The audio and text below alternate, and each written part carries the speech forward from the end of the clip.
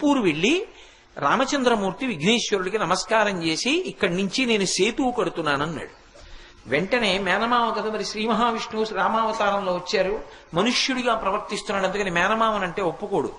అందుకని విఘ్నేశ్వరుడు ప్రత్యక్షం అయ్యి అన్నాడు, ఇక్కడి నుంచి కట్టద్దు, ఇక్కడి నుంచి సేతువు కడితే చాలా దూరం అవుతుంది, ఇంతకన్నా కొంచెం దక్షిణంగా ముందుకు వెళ్ళి అక్కడి నుంచి సేతువు కట్టు, కడితే ఇది తిన్నగా లంకాపట్టణంలో రావణాసురుడి అంతఃపురం ముందుకెడుతుంది, నీకు కష్టం తగ్గుతుంది, దూరం తగ్గుతుంది, లంకాపట్టణం యొక్క కీలకమైన ప్రాంతానికి సేతువు చేరుతుంది, అందుకని అక్కడి నుంచి సేతువు కట్టన్నాడు.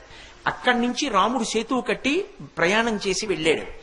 కానీ విఘ్నేశ్వరుడికి తర్వాత దేవాలయం కడదామని ఎందరో ప్రయత్నించారు.